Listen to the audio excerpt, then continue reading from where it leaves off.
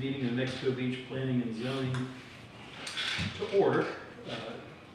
Tammy, if you'll do a roll call, please. Mr. Bacon? Here. Mr. Adams? Here. Mr. Kerrigan? Here. And Mr. Van Arsdale is absent. Okay. All right, let's jump right into, we have 3 items on the agenda tonight, and these are all continuations of previous, right? 2 of them are. Two of them. Yes.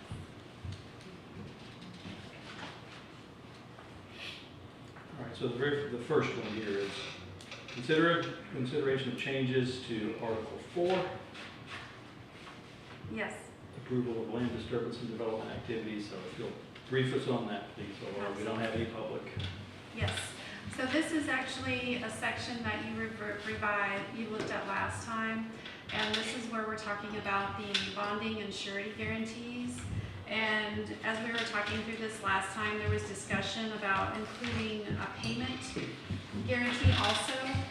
So Tim was kind enough to help revisit this and offer some comments and some suggested language regarding the payment guarantee, and so that's been included. And accordingly, the language throughout has been revised just because now we're including 2 different types of guarantees. So in order for that to be included, you'll find some language that just kind of addresses both. This payment guarantee, as we discussed, has to do with if there is a type of construction in the city's right-of-way that might be a utility provider or some other type of construction, the city now would be able to require a payment bond to ensure that the facility or the roadway or whatever it is put back to the standard it was prior to the commencement of the construction. So this is new language from last time, but the rest of the document is just revised to make sure that it talks about both throughout the whole section here. Tim, have you had sufficient time to? Yeah, I gave my comments to Laura. She said she picked them all up. The only one I didn't comment on, I think we have been consistent spelling guarantees, IES, but the broad category is EES.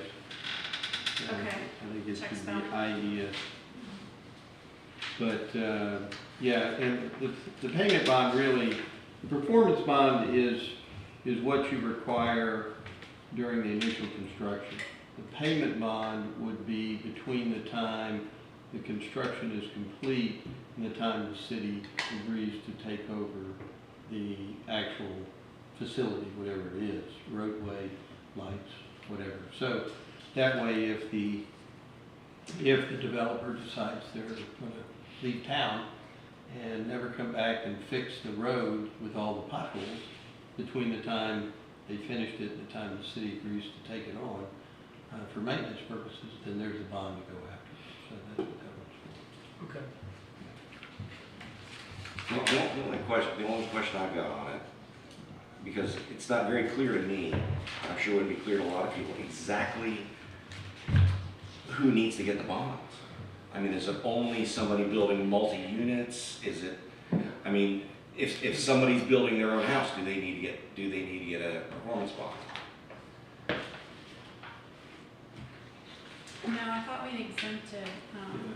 But it really isn't that clear.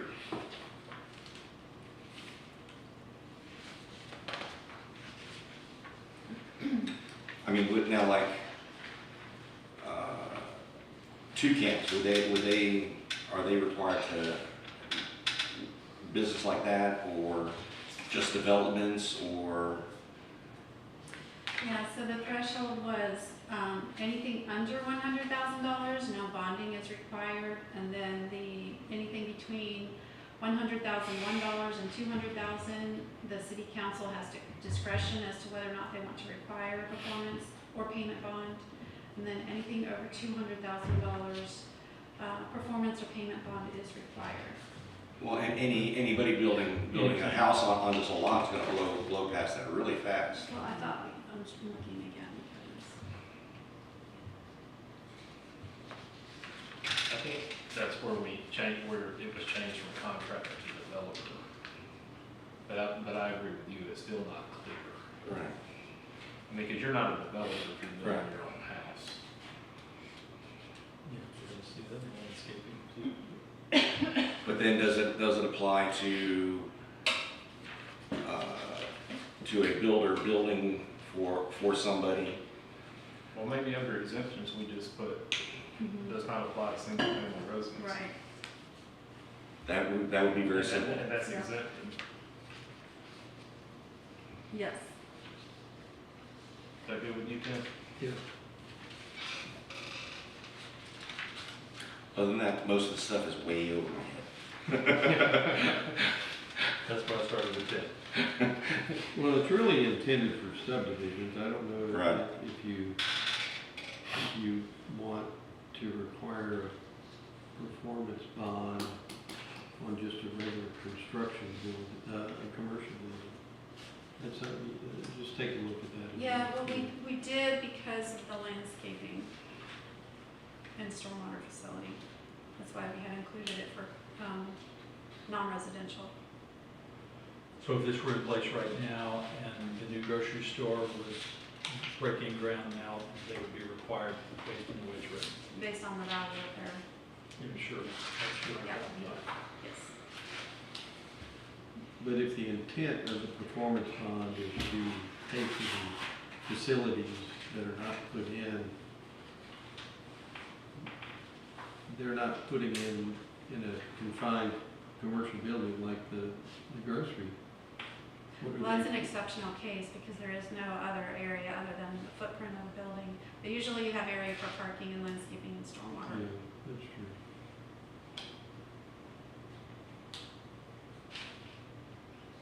So maybe an additional exemption if there are no external things, I call them facilities, you call them something different, but no external things being put in, sewer piping to a lateral or whatever, then maybe you don't require that anymore.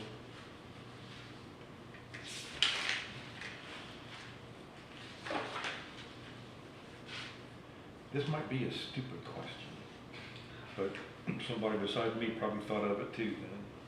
But it says that this to ensure that the improvements conducted within publicly dedicated areas are ensured from causing the city to repair or restore conditions, et cetera, et cetera. But when you have a subdivision, what's interior to their lots are not yet publicly dedicated, so. Yeah, but it's the infrastructure that they're bonding, the roads, the water, the sewer, making sure all that goes in. Well, yeah, That's what you're bonding. right, but it says specifically within publicly dedicated areas, and it's not yet publicly dedicated. Well, it would be once the plat's filed. Exactly.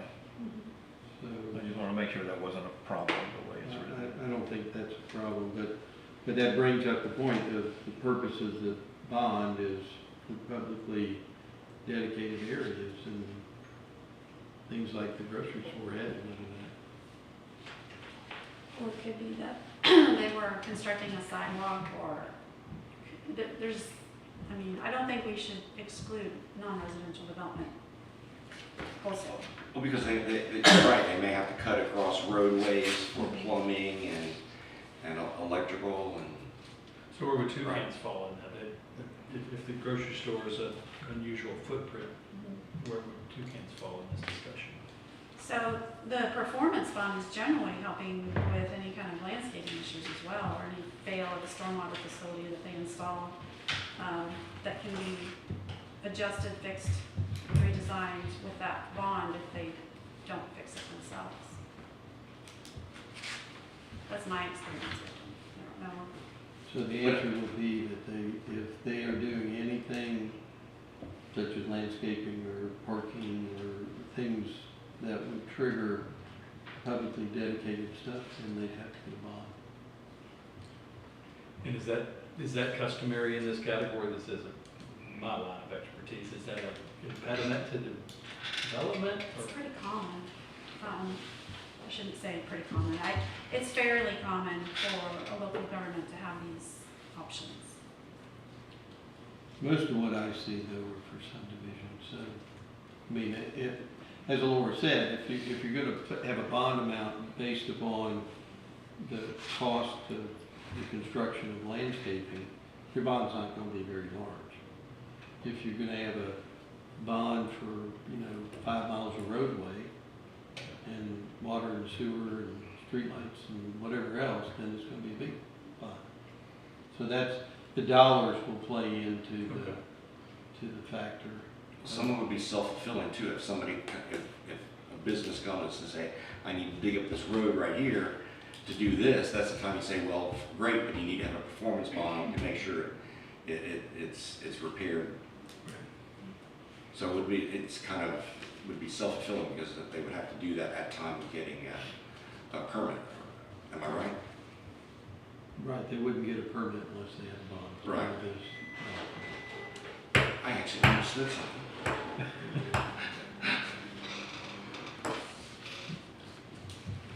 But now the payment bond, that's really for infrastructure that's completed but not been turned over for maintenance purposes. So that's really, that is pretty much subdivisions there for the payment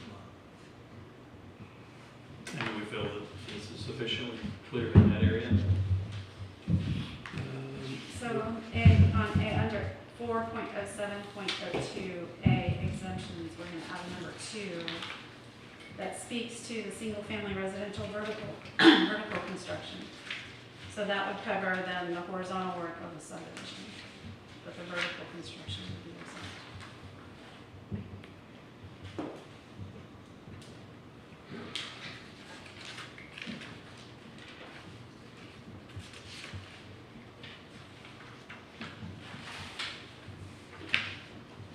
So just as an example, so somebody's building a single family residence, and let's say they need to do a sewer or water tap, and that's in the city's right of way, is that gonna require a bond?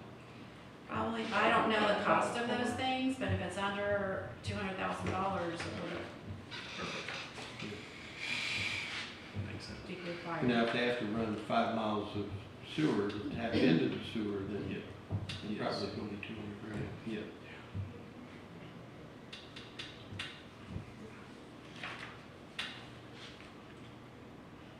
Are we close enough on this one to entertain a motion, or is it need additional work? Sounds like we're pretty close. I mean, I've incorporated all of Tim's comments, if you Yeah, have a with the- color copy. yeah, just, I mean, in the past, you've just kind of given it, we're okay with this language with whatever modifications she needs to make to it, and then that'll put it to rest. If that's the case, if either of you guys are so inclined. I'm good to make a motion that we move forward with this with that one change. Okay. For vertical construction and the single family Spelling, residence. changes. Yeah, then get the guarantee spelled. Yeah, and I'll second it. We have a motion, we have a second. Tammy, you want to call for a vote? Mr. Bacon? Yeah. Mr. Adams? yes. Mr. Kerrigan? Yes. All right, item number 2, consideration of changes to Article 5, landscaping and environmentally sensitive areas, as an inclusion of language pertinent to environmental resources. Laura, if you would take us through this one, please. Yes, this one is the first time you have seen this section 5.03.00. It is part of the landscaping and environmentally sensitive areas article. And this has to do with your environmental protection measures. So basically what we're doing here in a nutshell is implementing what the conservation element of the comprehensive plan states. So what I did was I made sure I referred to that element to include the language that that element says we're going to implement here in the land development code. So these things that you see on the first page that are listed A through K are actually straight from the conservation element of the comprehensive plan that are deemed those environmentally sensitive lands or a natural resource. So that's straight from the plan. And then we just kind of go on and talk about different aspects of that. I did want to draw your attention, if you have a color copy, there is some highlighted areas. I wanted to make some notes for you as you were reviewing it to understand kind of some of what was happening. So the definitions, most of them are either already included in the appendix that you already looked at, or they're defined in Florida statute, or they're covered elsewhere, like by a DEP program, or a DEP definition of wetland. So those notes explain what's happening there. Then we move on to page 5-3, section 5.03.03. This is the environmentally sensitive lands. Again, I'm changing the term to lands because that's how it's referred to in the comprehensive plan. We're talking about wetlands protection zones. And these are definitions that are pursuant to Florida statute, so I think we should stick with how that's defined. And then just some cleanup here on the canal shoreline protection zone on the next page, and the beach and dune protection zone at the end of that page. So where I crossed out the preservation designation encompasses land south of US 98 between 8th Street and the eastern city limit. That means that if that were to stay, that means that we are including lands south of 98, between 98 and the beach, that are already developed residentially. So the beach and dune protection zone shall encompass all beaches and dunes designated as preservation on the future land use map. And I don't know if you can see the map there on the wall, but it's the brown area. That's the preservation designation on our future land use map. So I think we should stick with that definition. Also, the city shall consider the redefinition of the boundary of the preservation designation upon any official change to the boundaries of the CCCL. So I don't know how often the CCCL changes. I don't think it happens very often, but instead of obligating a decision of a future council, I think we should just say, you know, if the CCCL changes, we'll look at that boundary again. Talking about the usage of fill materials and site development, not to prevent anything that would discolor the white sandy beach. Talking about not allowing vehicles on the beach unless they're associated with emergency services or wildlife. You know which page you're on? I'm sorry, I'm now at the top of page 5-5. Just kind of defining what kind of vehicles are allowed on the beach, though. That we allow emergency vehicles, and some wildlife monitoring, and anything the city council might deem appropriate. Like the leave no trace on. That's why we added the including but not limited to those allowed by the code of ordinances or by resolution. Okay. Now they, I would assume authorized by city council because they moved the garbage cans to the other side of the walkover, so now they've got a garbage truck that's got to go on beach side, so I assume that's included in there, right? In the ordinance, Yeah. Tim, I'm not exactly sure what's in that ordinance, because it's not in the LDC. Well, they're now class 1 and class 2, I guess you call them permits, for lack of a better word.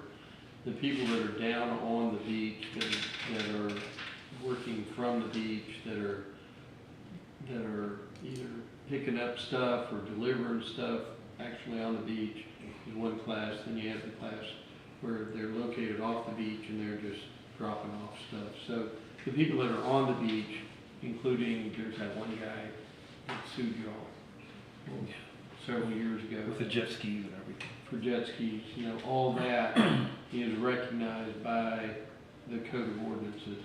So that would have to be allowed in the, who can get on the beach. Okay. So I'm just making sure that it doesn't conflict with the city's ability to just drive their vehicles down the beach. So that's. Yeah, it's limited to Ordinance. those authorized by the council, Okay, which yeah. would be in the code. That's of why, that's. Or the resolution. Now, motorized vehicles, now does that include like electric bikes? Because we see a lot of people riding electric bikes down the beach now. On the beach. Yeah. I swear. Those big fat Big tire fat electric tires. bikes. Yeah, I mean, I would say that's the interpretation of this code, that you would not allow them. Is that the intent of you guys? Those things can go up to 35 miles an hour these days, so. Yeah, the council just did an electric bike revisions to the code, but they were primarily focused on not running over people on sidewalks. I don't remember it touching the beach, allowing it to get on the beach. Wasn't a consideration at the time, we were just concerned with the sidewalks. So, the question is, do you want to allow electric bikes on the beach? Or does this ordinance right there just, what it says right there, just say it Well, all? but so far, the council's not been specific, so what's your recommendation? You've seen them on the beach, I've seen them on the beach, I go down and watch the sunset, but I haven't seen them going 35 miles an hour. I've seen them going the same speed that someone would pedal like, they just Right. don't have to pedal. So I don't consider them, I guess there's a small motor in there, but I don't think that's in the same class as a. Well, it's the same thing, it's like we had a handicapped gentleman that had a motorized wheelchair on tracks. Technically, that's a motorized vehicle. And so like, do we need to put an allowance for? Yeah. ADA Oh, you definitely want to accessibility. have an exemption for that, somebody like that, Yeah, absolutely. Yes. And so we probably do need to make an exception for those. I don't know. But to the bike, is there a class of vehicle which is a small motor or Yeah, an there enhanced? is. Because it is not a motorcycle. Yeah. It's not a four-wheeler. There's a limitation on the size of the motor, and it's now in the code. I didn't bring it with me, but there is a limitation. I know that you have to have a motorcycle license for a certain horsepower, and I think that horsepower makes it go more than 35 miles an hour. Mhm. But there are e-bikes that go that Well, why 35 don't we miles just an hour. say, no motorized vehicle that would require a license? Back to my question, are you okay with electric bikes on the beach? Well, you don't have to have a license for a golf cart, do you? We can't have golf cart on the beach at all. That can't even, you're not allowed to cross 98 on it. But what prevents that? I mean, that's what we're Yeah, writing right. right now. Well, it's I not don't think so. But I mean, is this We're number talking 3 about sensitive. just enough to cover all that? Well, except for right now, there's no discussion about electric bikes or these mobility devices on the beach. That wasn't the focus of the council when we wrote the ordinance. So I need to look at exception for electric bikes and mobilities in the context of that ordinance, probably more than in here. I think that if you allow it on the sidewalk, you probably should allow it on the beach. And you allow both pedal-powered bikes and electric, low-powered. I mean, Yeah, well, there's a definition of. Yeah, I mean, but we don't allow motorcycles on the sidewalk. So whatever the delineation here is, I would. Let me be take a okay look with at it. that. Okay. Yeah. The same with golf carts, don't allow golf carts Yeah, on the right. sidewalks. I was following a kid out of my neighborhood just coming here. I would He was make probably some going mention of. 40 miles an hour on that e-bike. Oh, yeah, there's one guy that lives in Mexico Beach that's always on it. It's pretty fast. Well, I'll bring that back to you. Okay. Next meeting. All right. Okay, Laura, you want to So, continue? yeah, the next section gets into the wildlife habitat protection zone. And this zone and the following zones are already in the LDC.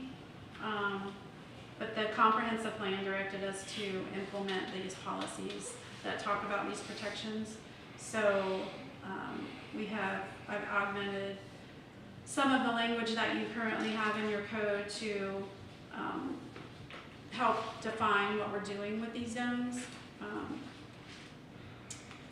So this zone right here, the Wildlife Habitat Protection Zone, would have to be recognized by someone who's qualified to come out and do a survey to understand where the endangered or threatened species are, as listed by the state of Florida. Do we have any now that you're aware of? I don't know if we have, somebody would have to do a I'm not aware of any. survey, I think. I don't know if you have, I've heard black bears come around Mexico Beach, but gopher tortoises would be one, indigo snake, I don't know. You would have to do a survey to find out. Well, are you telling us that it's in the comp plan, the Wildlife Habitat Protection Zone? I'm saying that the comprehensive plan mentions that we are supposed to implement these issues in our LDC. Okay. So if we don't have one, then all this wouldn't apply. Well, we have language that talks about protecting threatened and endangered species, which is what this zone is protecting. It's not specifically called a wildlife habitat protection zone in the comprehensive plan, but the comprehensive plan policies direct us to protect threatened and endangered species, which is what the wildlife habitat protection zone is. So back to your point, how would somebody who walks in know whether or not they need to do this? Right, so when you do a comprehensive plan amendment, you're supposed to look at that. Okay, You're that- supposed to look at that. But and right now, the development. plan's in place, so if the council enacts this in the interim, how is anybody gonna know whether or not they have to do this? They're supposed to look at it when they're developing their property. They're supposed to provide information. But this requires them to provide a site survey, somebody trained in the field of botany, wildlife biology. So would that, so if somebody walks in and says, hey, I want to build a house on the beach side, Well, they would first do a desktop analysis to see if they have any endangered or threatened species on their site. Who would? But whoever's developing the property. have you ever? No, we're way outside the scope of what I do. No. And I will say this, Ms. Laura brought up the exact point that I would make to that question. I'm not qualified to do that. Yeah, it will take somebody that is very familiar with the endangered species within not only our state, but our regional state. It gets deep quick. But I think you just said, you just put the burden on the homeowner that's supposed to do The this. developer. The- Yeah. But the developer is, for me, right? The person Well, the building city the home on doesn't, the it's beach. not, it would be very uncommon for the local government to pay for that. Yeah, the local government's not gonna pay for that. Yeah, I'm questioning whether it should exist, not Yeah. pay for it. Well, by law, by Florida law, we're supposed to look at this before we develop property to know whether or not there's any endangered or threatened species So on the is this, site. it says, are you talking about development like once a house, or are you talking about once, so take this, the platted neighborhoods of Mexico Beach currently. Mhm. If you're wanting to build a house on a currently platted lot, you're gonna have to bring a wildlife person out to check No, it that out. should have been done at the subdivision stage. That's what I'm getting, so Yeah. this is basically for new development, so this isn't gonna be already a platted lot that's Correct. down next to the beach. It's Correct. gonna be for a new development somebody's trying to do. For example, that acreage that's outside of town right now, what's the name of that development? On 386? On 386 at Nickel Creek. Yeah, they would have to do one if they were inside. They'd probably have to do one for the county too. In the county. Does this make it clear that this Yeah, is a developer that's proposing a new subdivision? I think that would be better to include who it applies to. And not an individual homeowner. Yeah. You think that, I guess we have to get down to the definition of plan for development. Does that, in your plan development, I'll look for that. But that, to me, that doesn't include a building permit. That would be a site plan review. But the site plan is gonna be, you can't get, we have to have a site plan, man. Right.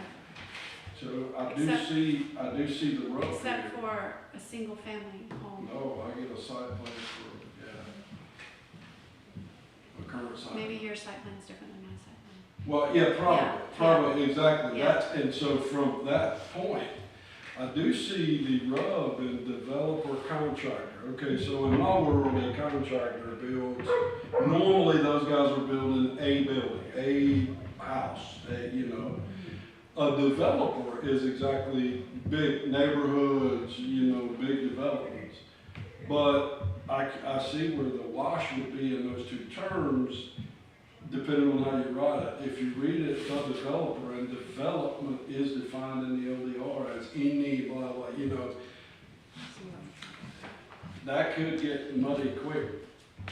I just don't want somebody that's the average person that's coming to Mexico Beach to build a house, and they're like, yeah, I'm not buying that property, and I'm not getting into all this. I need to hire a I mean, scientist. I never, like, I've got to hire scientists and everything, and wildlife people to go see if there's an indigo snake in a hole.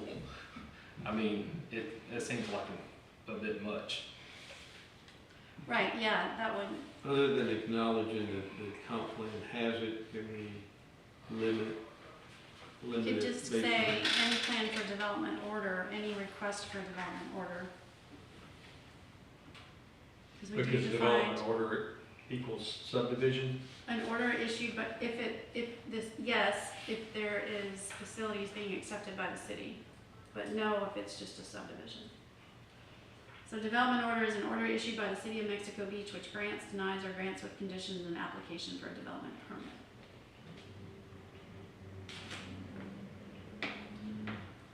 So development permit. We do DOs on, if you come to build a, if you come to put in pavers, and we're gonna get a DO.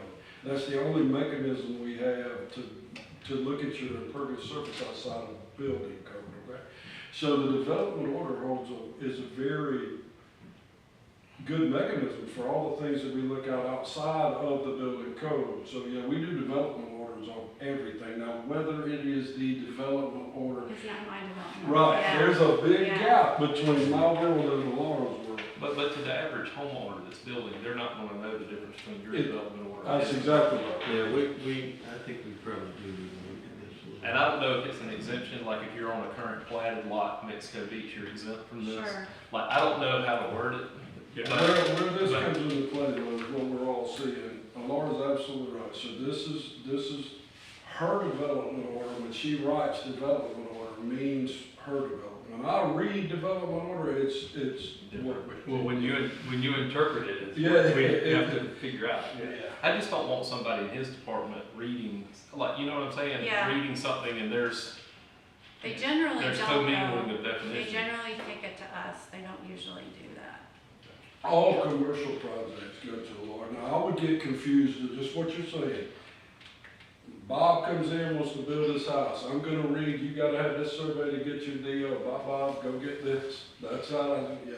But I That's a beat on me, I understand. But I'm in the process of building a house, and the very first thing I did a year ago, before I bought a lot, was read this LDR. And so I just want it to be clear enough that somebody, a layperson, could read it and go, that doesn't apply to me. And so as long as it's for the average person that's wanting to build a house, it's very clear. This is for somebody that's developing a subdivision or a planned development, not for, I just would like I can some understand how someone who's not dealing with us all the time Yes. would not understand that a development order is not for a single family home. Right. I don't You know what want a dummy he's Scott. calling it. Yes. Yeah. Well, I mean, but you don't realize how many people, when they go to build a house, they actually read this like, because they're trying to get their ducks in a row of how much is this gonna cost to build in this community. Not be surprised. Yeah. So let's take a look at that. Yep. And see if we will, this section. And I don't know the percentage breakdown of individual property owners to quote subdivisions, but I think Mexico Beach has more mass in terms of individual property owners than subdivisions. We've had a couple of subdivisions kick in and add a lot if we Yeah. drove down the road, but you drive up and down the 98 and look either way, it's single family homes. But And they're, so but we they're had all in platted subdivisions. Yeah. Yeah. The whole city is a platted phase 1, phase 2, phase 3, from the 1950s. It's all platted. So, an applied subdivision, you wouldn't, it's already considered in the development RC. I know it might seem silly, but can we put an asterisk on, if you are building, currently platted subdivision, this section does not, I mean, I don't want it to seem like, Yeah, but it also does need to read somewhat like, the guide for dummies books. You remember, it's like, shouldn't at some have point. to hire a lawyer to. Yes, I just think that it's, when I read through it, like the other day, I wasn't at the meeting, but I read through it, I knew if I was building a house, I had to have trees, and this is how many feet, because I read it, and it was clear that that's what it was for so many feet of, property line. And so I just, it was the same issue that he brought up in the last section. It's like, let's be clear on, this does not apply to this. If we could do that Okay. anywhere it's applicable, that would be fantastic. All right, so Tim, you guys will take another, go with that one, okay? What's I next? think you've already got it solved, but I can bring that back next time. It's just any request for a development order or comprehensive plan amendment shall retain sufficient habitat to support and maintain, blah, blah, blah, blah, blah.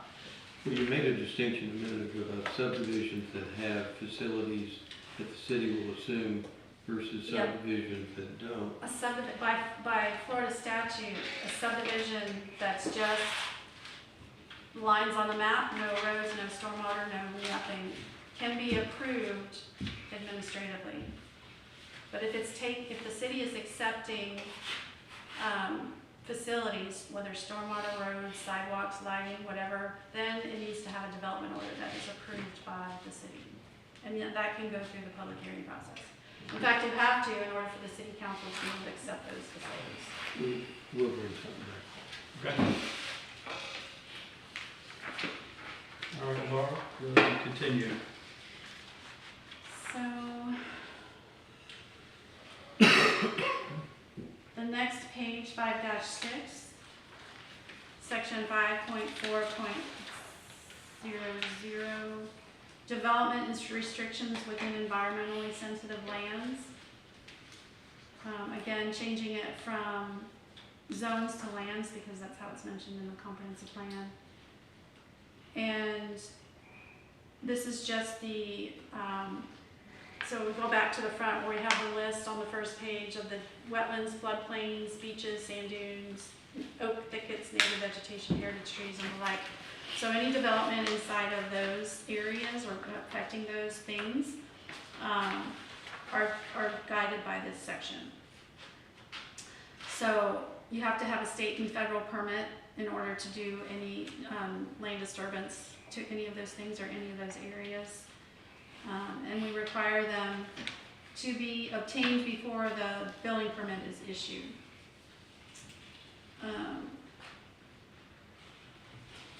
We are going to evaluate development impacts on endangered and threatened species as part of the development review and approval process. And then all of that's regulated through state permitting. They have to go through the state to get those permits to mitigate those. In the event of an endangered species such as sea turtles or manatees are found within the city shall contact Florida Fish and Wildlife Conservation Commission on what to do. Talks about disturbance within wetlands. You have to go to the Army Corps, pursuant to the 404 Clean Water Act, and Florida DEP, whichever applies. And there is a map I put at the end of this attachment to show you where the 404 areas are. That's not going to be included in this document, that's just for your reference. Just so you know what kind of boundary we're talking about with the 404 permit. And that's this map right there. So two things, just so you'll know. One is, you got the guy that's planting the sea oaks and whatnot, that the council gave permission to plant those things. Number 4 on page 5-7, is that gonna prevent that? Permits for development activities disturbing beaches and lagoons must be obtained from the respective state and or federal agency. We don't wanna have to go to the state or the feds to let him plant his COs. Is it on his personal property? No, it's on property of the city. Well, I can talk to my wildlife biologist friend who permitted all of what you've got out here right now and see what her opinion is, but I think you. Check on that. if I you think would. you wouldn't wanna mess up anything that they have done under a state or federal permit. He's got, I don't remember, Mel, he's got some kind of permit to He do does. that stuff. But So anyway, that check he's- on that. The so other he's- one, So he's covered because of that permit. But it's not site specific. but yeah, he's just got a blanket, you can go plant COs. From, I don't know, you got the the, state agency, but I don't know. okay, Top of my so head. he's got a state permit. maybe we can revisit that. Do you have the permits, Taylor? Yes. Okay, maybe we'll look at that. The other one was the council declined to let them have it, but FSU or Gulf Coast wanted to put an antenna down there on the dune. Mhm. And they simply wanted to come to Mexico Beach to say, hey, we want to put this antenna on this dune. Now, the council declined it at the time. They may come back.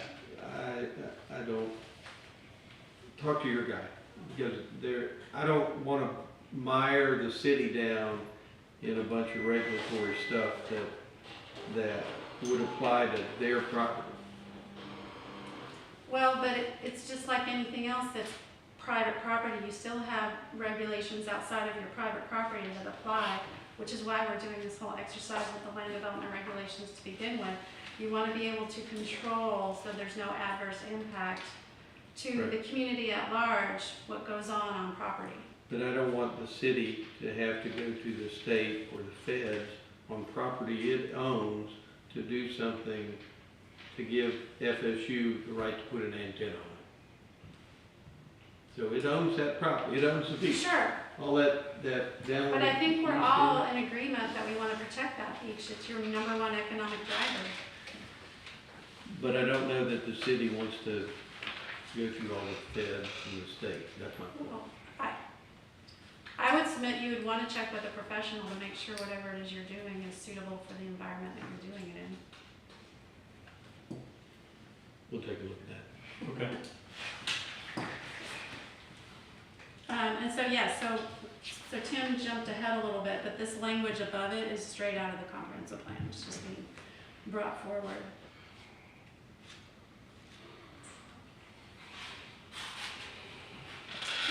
So, number 5, on 5-7, permits for development activities within surface waters must be obtained from the Florida DEP. That is state law. A lot of this comes out of the DEP language. And then we have on the next page 5-8, 5.04.02, activities to presume to have an insignificant adverse impact. These are basically exceptions. Maintenance and repair, walking trails, docks, trails, bridges, commercial or recreational fishing.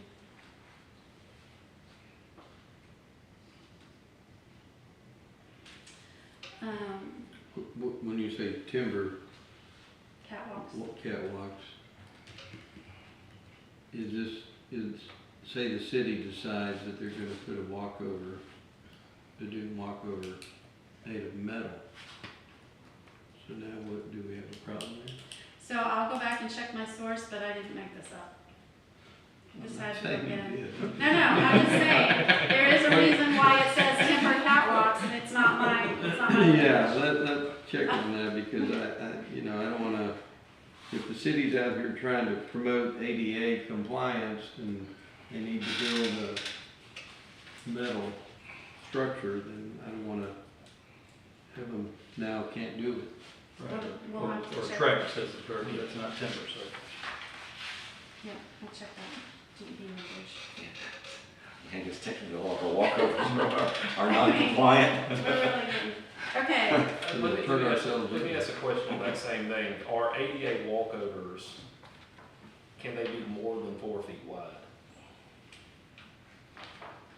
I'm thinking 4 feet's getting pretty, It's pretty narrow, I don't know what. I need to find that source again. I mean, 'cause I don't like the 4 feet, because like the city might have a walkover that's 5.5. Or 6. And I'll also find out, Probably what the for- city is exempt from permitting. Yeah, and probably for ADA, it is wider than 4 feet, I imagine. I don't think so. Certainly you have landings that are gonna be wider. Well, I would think they'd make it wide enough for somebody to walk past in a wheelchair or.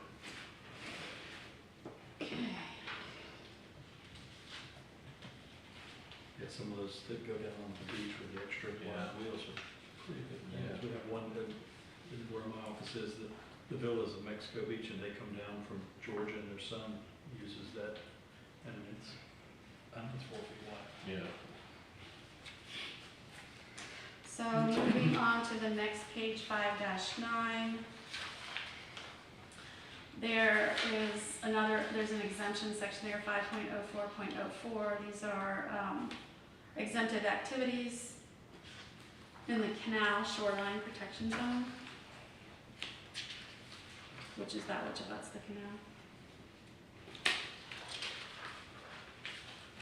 I included in that, where are we, on 50405 or 04? 50404. Okay. Go ahead. There's your 4 feet. Well, I was just down on 05, to just say the planning was an exclusion, planning and maintenance, for new vegetation, that's our guy. Okay. That kept permanent. Are we okay with the 4 feet in width in that section, 50404, or does that need to be looked at? This is, so this is the path that you get to the canal.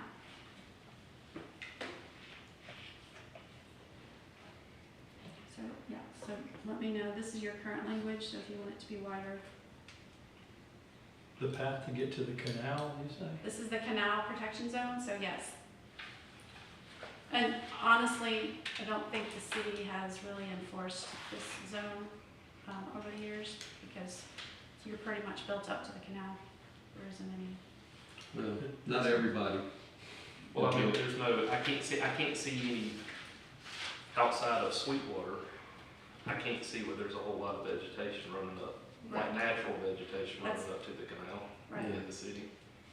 That's the point. There hasn't really been any Yeah. code enforcement on this one. Where can somebody go and see that zone? Where is that? To see what? See the zone. I thought it was described.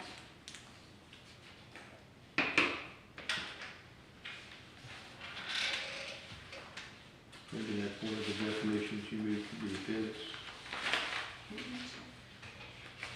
So we go back to page 5-4, part B in the upper middle portion of the page. There is hereby created the Canal Shoreline Protection Zone. The Canal Shoreline Protection Zone extends from the point in waters where no emergent aquatic vegetation can grow landward to a point 15 feet landward to the water's edge, of the water's edge. Basically a 15-foot setback.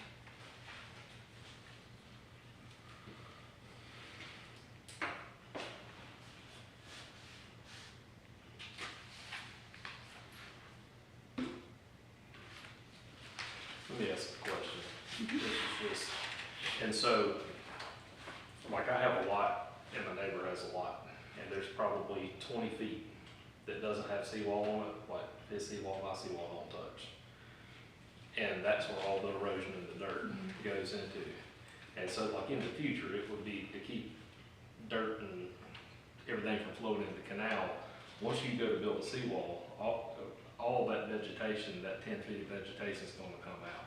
I mean, cause you can't, you gotta excavate and put, bedding and everything in there. So is this gonna prevent that from happening? So that's kind of what I've been trying to say. The city has not been enforcing this Right. regulation over the years Right. because we do have a constant seawall on the canal. But going forward, like, if we pass this, is this gonna prevent those 20-foot gaps? Or prevent people from being able to construct a seawall? Because as narrow as a canal, we've got more seawall we can have. When the city does dredge it, it's gonna I mean, Sure. Well, it I mean, says it's not prohibited. the canal's gonna keep shrinking if we don't get seawall built on it. If we continue to read, then no development or construction activity shall occur in this zone, however, construction of bulkheads, seawalls, dock facilities, or other water-related structures is not prohibited. Right, that's what I'm saying, but from So they can do it. from an expense standpoint though, you are going to, the vegetation going back 20 feet is gonna be eradicated if you put in a seawall. Sure. And so, So like, you're able to put in the so seawall? it's kind of like I guess you're trying to say, I don't want to get into a position that's like, oh, well, you can build a house, but there's going to be no driveway to get to it. You know what I'm saying? I mean, like, I'm not trying to You're get back to filling the it in, boathouse right? Because situation, it's but not a big there's a hole. different expense in building a boathouse from water and building it from land. Sure. And You we know what I'm had saying? this Is you're going- discussion on the accessory And so, boat dock. I guess what I'm saying is that 15-foot zone, where it says no vegetation can be removed, Yeah. if you're gonna put in a seawall, that vegetation is gonna be removed. So on one side, you're saying you can build a seawall, and on the other hand, depending on how somebody interprets it, they're gonna say, well, no, you can't build a seawall because you're gonna be required to take out. I don't want one conflicting with the other. Right. And I'm saying this language has been in here for decades. Right, So, But we haven't been enforcing. right. But if we haven't been enforcing it, like, But we shouldn't have something in the law that's not being enforced. Right. So Right. we either write it to what, the standard that we've been enforcing. Well, that's yeah, the whole goal, to clarify so we can enforce, not correct. ignore enforcement because it was conflicting. I mean, I guess I would put in verbiage, if you're gonna allow the seawall, I would add verbiage that no vegetation shall be removed unless for the construction of, exempted structure. Because, I mean, like, you can't build a house on a lot that's covered with trees, and, I mean, like, you can't say it's legal to build a house on that lot, but it's cutting the trees down. so I would say then, if that's the concern, starting with the word natural shoreline, I would delete the rest of that paragraph. Where are we at? It's B1 on page 5-4.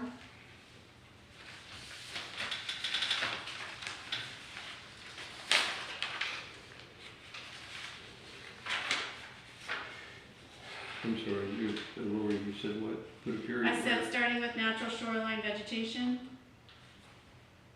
I would delete that until you get to, in addition, only 2 12-foot wide covered boat slips will be permissible. I would leave that, but delete the natural shoreline vegetation. The whole. Yep. 2 sentences above it. Yes. Yeah, that's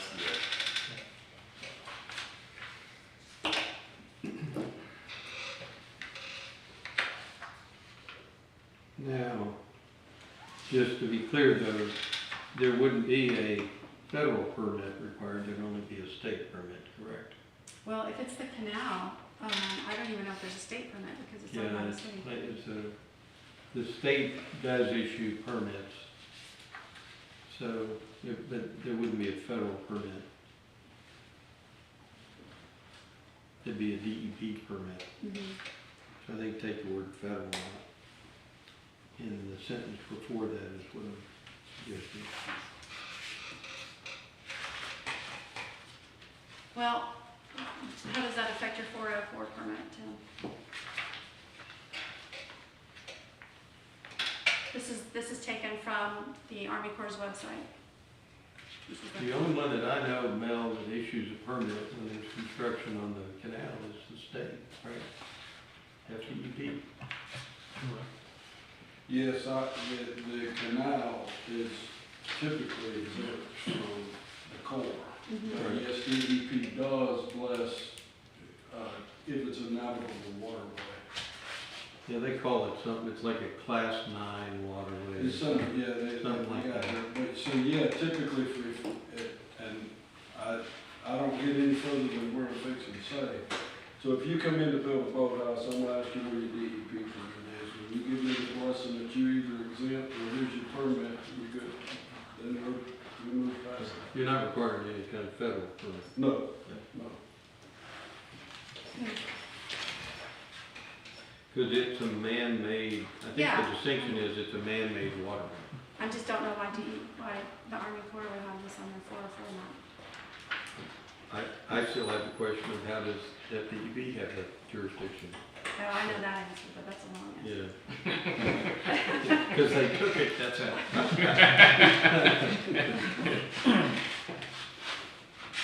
Yeah, okay. All right. Okay, back to 5-7. Number 5 at the end of the page, permits for development activities within surface waters must be obtained from DEP.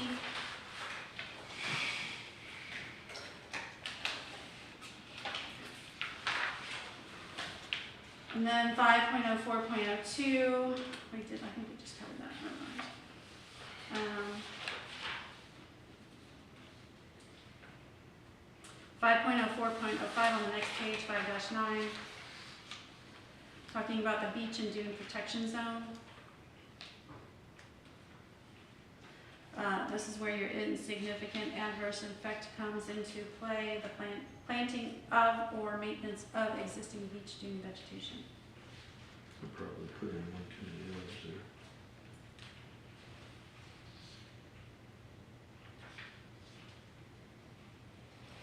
The next part B is cleaning up some old language that's not current any longer. And then page 5-11, So then you're taking out that whole, it's just been if you look, it's just been moved around. yeah. Yeah, to 5-7. Mitigation.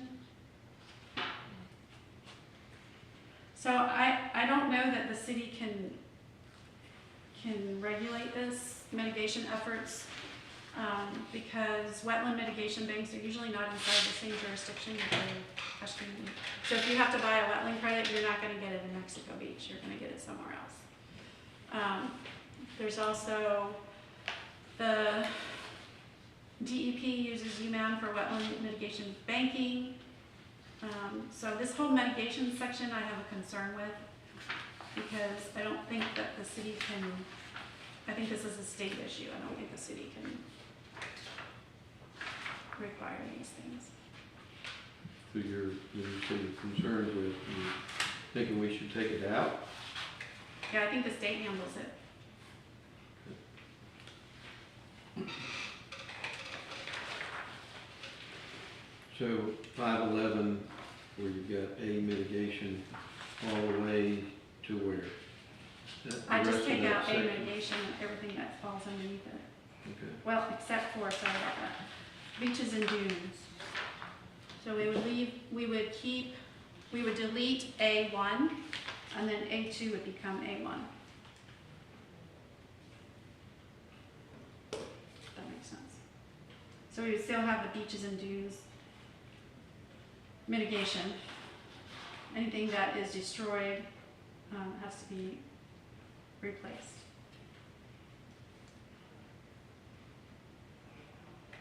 Let's talk about our guy that's planting the sea oats again. And I read this, and I didn't focus on this earlier, but he's planning on, as I understand it, he's planting it this season, and he's gonna come back a few months later and harvest it. And the way I read A, it's got a 4-year gestation, and he's not having that.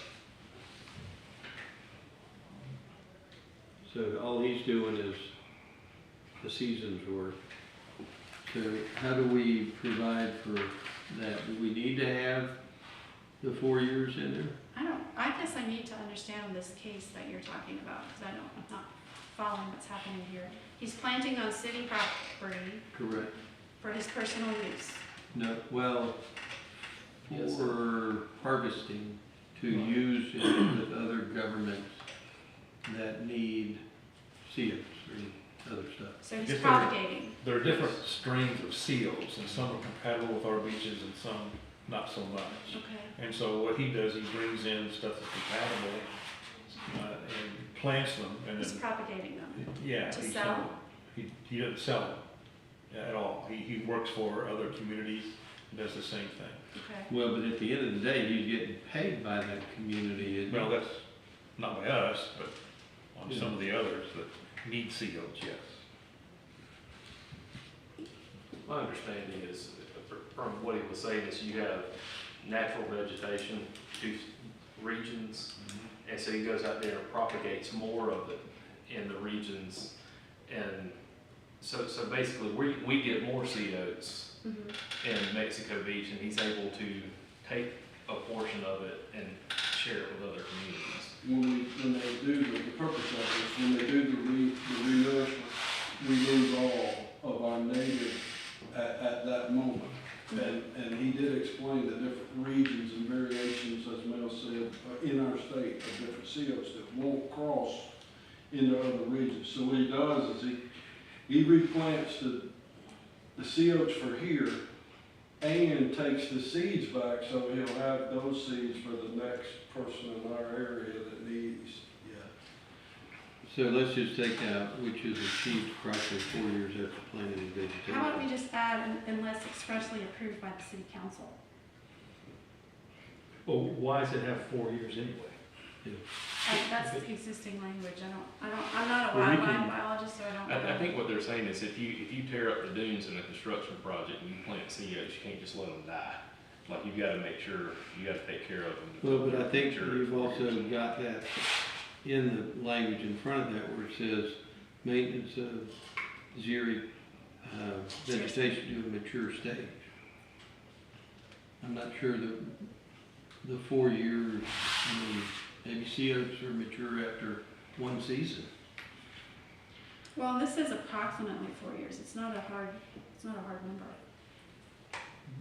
But why have it at all? Or you could Is my do question. Yeah, it is, yeah, I don't Yeah, disagree, couldn't you- just stop it. Couldn't you Stop just it. put it after stage? Stop it, Yep, period at stage. yep. Yeah.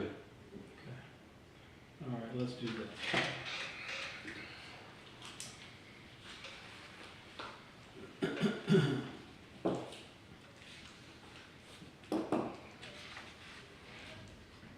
So should we still add the language at the front of the sentence, unless expressly approved by the city council?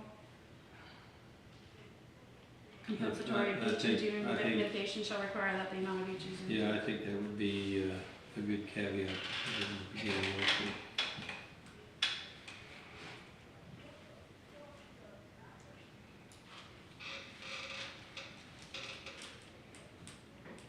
So, the city doesn't own all of the beach. Is it the eastern edge of the DOT beach? We own most of it. Only certain little sections that we do not. We're not like Panama City Beach at all. We are blessed here. Yeah, between the two grounds is not city owned. Okay, The grounds are owned by the city. okay. So do we need to mention that somehow? Well, that, yeah, probably so. Whenever you're regulating stuff, except for city-owned beach. Mhm.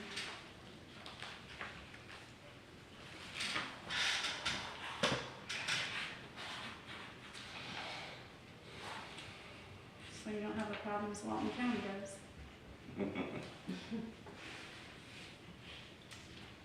No, Mexico Beach is blessed. Mhm. They have a canal and they have a beach.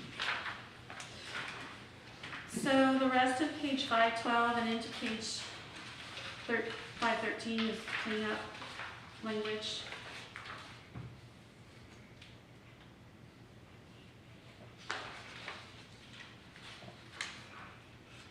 If we go to 5-14 at the top, here we are back with this canal zone, and so this is what we need to discuss since it's primarily developed and has seawalls and bulkheads.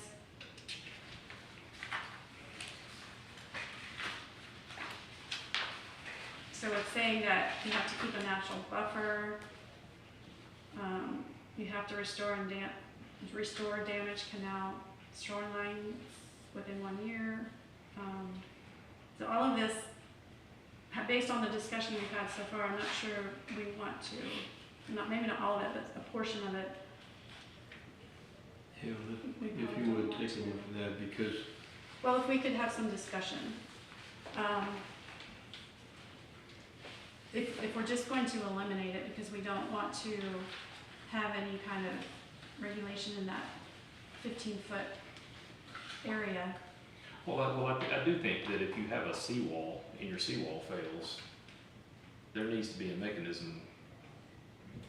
I mean, that is protection of the shoreline.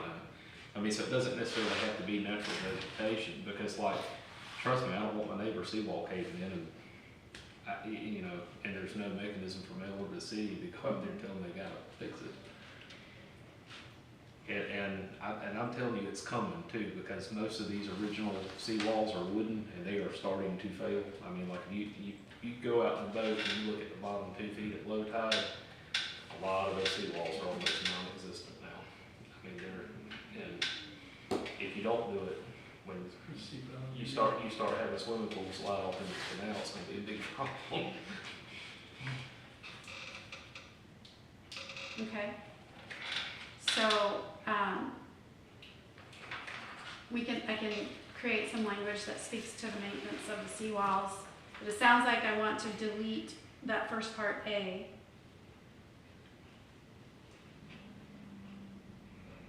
Yes. Okay.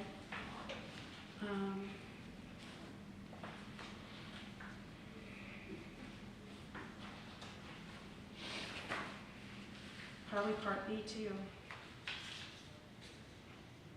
We might want to keep part C, because you don't want your canal to be polluted.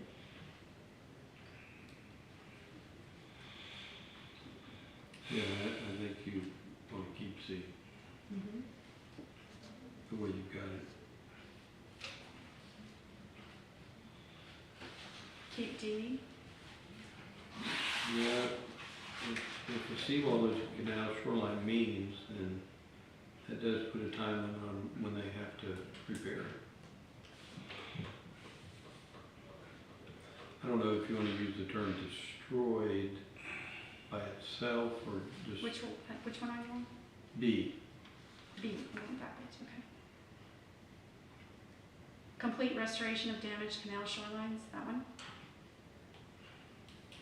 A canal shoreline means that within 1 year, area be operating as effectively as the natural system did prior to being destroyed. That- Damaged. Yeah, damaged or destroyed. Okay. So I think you still want to talk about siltation and erosion control measures to protect the quality of the waterway. I think the rest of that's fine. So when's the last time that the city dredged the canal? After the hurricane. Probably, what, 3 years ago? I wouldn't hear at the time, but. I think it was about So do you want to 21, keep 3 E? years ago. Because the city's gonna do it whenever they get a permit. Mm-hmm. I don't know that it's gonna be avoiding fish migration and spawning.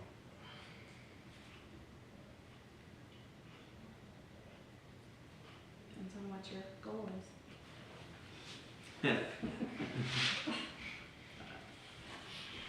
Standing at the mouth of the canal with a net. Well, let me see where that might come in, and the reason we might not want to throw that out, if I may. Individuals building boathouses, so it's one thing to contract to build a boathouse or a seawall. It's another thing when I figure out that the water ain't quite deep enough to get my yellow fan where I need it to be. And so while my guy's there, he dredges me out of an area. You see what I'm saying? And that doesn't necessarily have to apply to the entirety of the canal, right? It could apply just to an individual who decides to dredge Mm-hmm. under his boathouse, in which case we would want to control that. So how about non-city dredging? I don't know. I feel like if gonna be a rule, everybody needs to follow a rule. Well, what is it now? I mean, how does the city deal with, so you got So- a 40-foot long, 12-foot wide boathouse, and Yeah, we've so- all seen it, the dude's out there with the excavator, he's sinking the pylons and they scoop it out. Yeah, so that's what I'm talking about. Now, as far as the boathouse itself goes, it's limited to a certain size of, Right. percent. But we've already dealt with a failing seawall and it filling back in, the very expensive dredging that was done after Hurricane Michael. I've already dealt with that one time, and it was a pain to get them to fix it. So we definitely want to, because that, what was it? I don't remember the numbers, but it was high. It was a lot of money put in the canal. And so, when your seawall starts to fail, we need you to we need to have a mechanism, you're absolutely right, to encourage you to help you address that maintenance. Because it affects the entirety of the canal at that point if it's washing out. And me and you're talking about the same thing. Joe that decides he needs a little bit more room and dredges his personal little spot. I've seen that happen. I don't know how far that needs to go in there, I just wanted to point it out. That dredging doesn't necessarily mean the entirety of the canal done by the city. It could be. Well, I mean, I'm not against the city permitting somebody putting up, like the water dam, like the dams. If somebody needs to dredge out underneath their boathouse, I'm not against somebody being able to do that. But what I would like is for there to be silt protection around while they're doing it, and for there to be a mechanism where somebody can go down to the city and somebody's paying attention to what's happened. Because the next thing you're gonna get is you're just gonna tie their boat up to the pylons, throw those motors below it, and it's gonna blow it out, and that's not good for the canal either. So those mechanisms, some of them already exist at the state level. So if we catch them playing in the canal, that is the city's own waterway, and we need an environmental, then we can do something with that. The problem is the Saturday evening, and I don't mean to hold up y'all's meeting, but that is something that I would like for us to, because the canal has been a source of contention for some of the guys building boathouses. But when I bought my lot, the seawall had failed, okay? And so I don't know how long it had been failed, but it was failed. And it was 9 dump trucks of dirt. So 9 dump trucks of dirt went into that canal. The canal. Like, that's what happened. And so, like, I didn't realize, because it doesn't, looks are deceiving. You go down there and it just looks like a little sinkhole. But when they put that seawall, when they rebuilt that seawall, and it was, the guy that said, I don't know how many dump trucks of dirt it's going to take. And I was sticker shocked when I found out it was, 9 dump truck loads. That's how much is distributed down the front. Yeah, I mean, you're thinking 17 yards to a dump truck. That's a That's a lot of lot. dirt. That's a lot of dirt. That's and that's probably why it's only 4 feet deep instead of 5. Like it used to be. So I can see where there's a mechanism for the city to need to have that done sometimes when the whole city doesn't need to dredge the entire thing. But it might be something to look at as well. We do require siltation and erosion control measures. But the whole schematic of that is outside of the purview of what we would look at as Right. planners. It would be more sorry. Greg's. It would be more Greg's responsibility to figure that part out.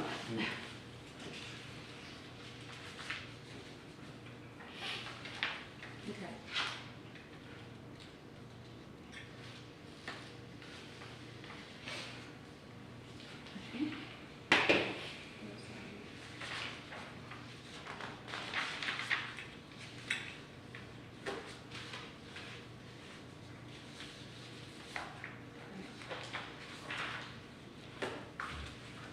So then we move into marinas and marina siding. This was part of the existing section. I felt it was such a big issue that to create its own section, so it's now 5.04.07.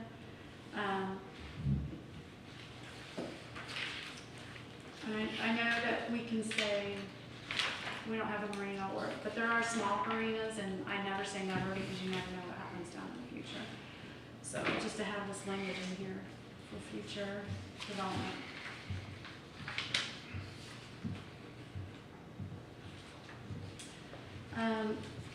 If there's not any questions on marinas, then the next page, 516. prohibited ongoing activities. Again, just adding the requirement, or the mention of required state and federal permits as applicable. And then this is the clearing, the next item is the clearing. No person shall clear more vegetation than was permitted, in the development order. No vacant land can be, or improved site shall be cleared prior to the issuance of a development order. I know we've had some talk about that over the last few years, as people might have cleared land without developing it, and then it just becomes, either becomes a mess with soil erosion or other things. So this requires you, pursuant to the comprehensive plan, requires you to have a development order before you clear the land, unless it's just clearing underbrush.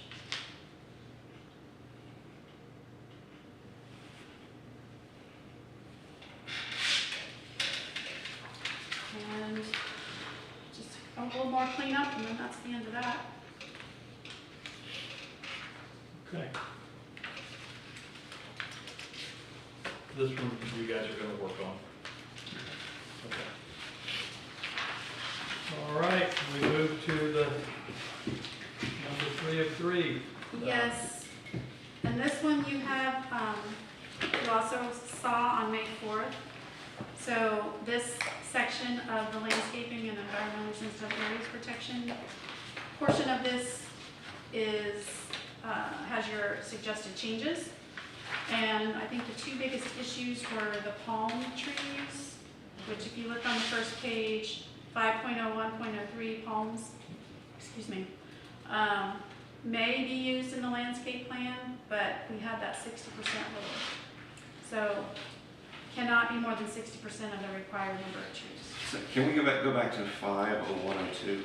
Yes, The second paragraph there, yes. the section shall apply to construction of single-family home on parcel located outside of a platted subdivision. Single-family homes constructed on a single lot inside. So all of Mexico Beach is inside of a platted subdivision. Pretty much. There's that exception of that lady who owns the land up near 386 on 15th Street. That's not platted subdivision, Taylor Lane is not, but most of it is.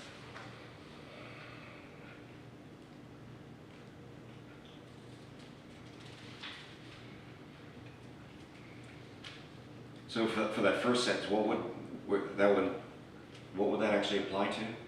Are we talking about 501.02? Yeah, the second paragraph. All new development within Mexico Beach. So anybody that came in after this is adopted, well, actually, this is existing language. So if somebody comes in with a development order request, they have to follow the landscaping requirements. But it says it does not apply Shall to not construction. The section that shall not apply to construction of a single-family home on a parcel Correct. located outside of a platted that's- subdivision. That's a standard thing throughout all of land use. But where would that, I'm being dumb, yeah. where would that apply to?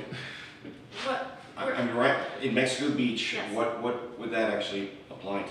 so if these developments were not asking to annex after they got their development orders, it would apply to them. Okay, which I So- still don't understand. But if So, they're not for annexing it, example, none of this applies to them, you're gonna correct? see an application for a future land use map amendment next month for the gas station, the Sunstop, that's on the west end. It's currently in the county. If they had annexed and then asked for a development order, they would have to follow these regulations. But they fell under the county when they developed, and now they are asking to annex in, so they're already developed. Same with what's happening up on 386. They're getting their development approvals in the county, from my understanding. And then after they get all that, they're gonna ask to annex into the city for the water and sewer provision. are they gonna be a PUD? They're doing it in the county, so I don't know exactly what they're Do doing. you know, Mel? I guess my thing is too, but like the Sunstop, it says shall not apply to the construction. Well, the Sunstop's already built and it's annexed. And so like, I don't, And it's not a single family home. and it's not a single family home, so I don't, it's, It's Why- not new why- development. but why the two sentences? I guess is the question. If it's gonna apply to everybody. So what is the second sentence? Single-family homes construction on a single lot inside of a platted subdivision shall adhere to the planting requirements.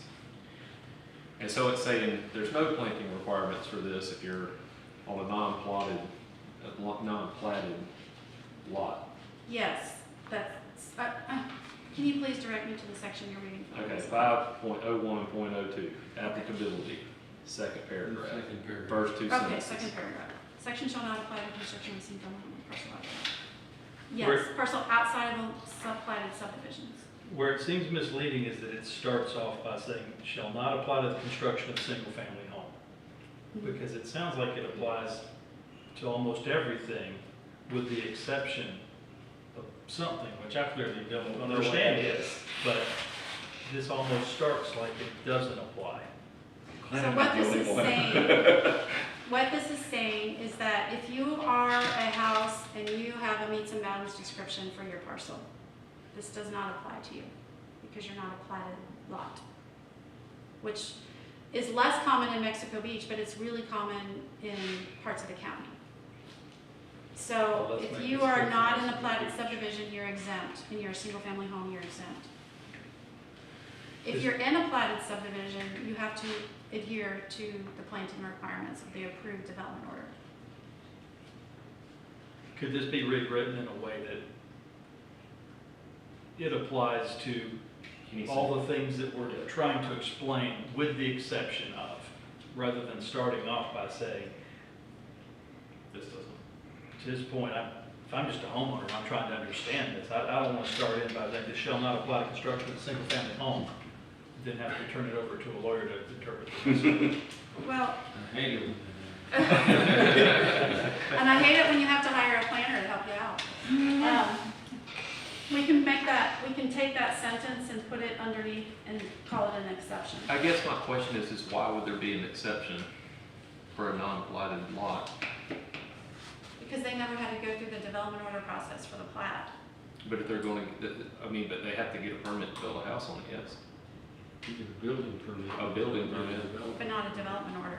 Right, but my understanding is the planting of the trees applies to people, whether there's your definition of development or not his. But like, doesn't ever, Currently, I apply that, let me hold up before I say it. Currently, yes. You come into my office to get a permit, you will submit a landscape plan. landscape plan of some description and sign a copy of the requirements from Mexico Beach, sign it and date it, so that you can't say later that you weren't told you had to do whatever. Now, whether that translates to this conversation, I have no idea, but that is what we do. So if we're doing it for everybody, why the exception, I guess, is my question. Yeah, If we're doing it at his level, shouldn't it be reflected in here? I may be doing it wrong. But that's always been my understanding. And from a policy standpoint, should there be a distinction? right.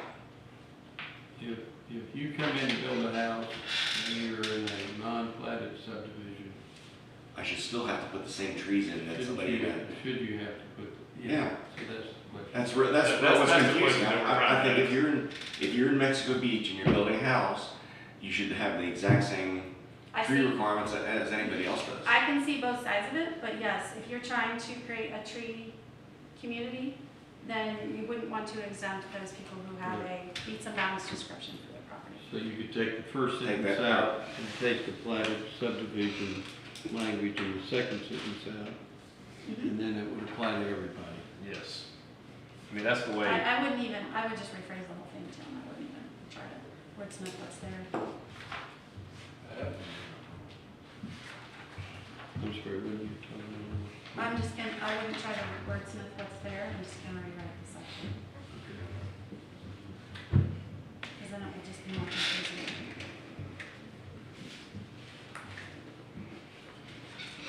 And I know that I'm probably getting ahead, but if I don't say it right now, it will be gone, and I will think about it tonight. After doing some research, because I watched the last meeting, I wasn't able to attend, and I know that they were just talking about canopy trees, and I agree, that we need more of those. but when you reduce the number of trees, well, you increase the number of trees by reducing the length By 40 requirement. feet.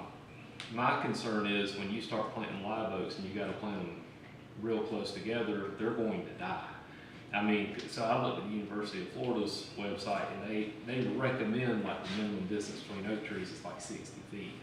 And so I don't want to cause a stir, but maybe we could incentivize people to plant oak trees by saying, you know, if you're gonna plant an oak tree or a canopy tree, maybe you only require one of those per 75 feet.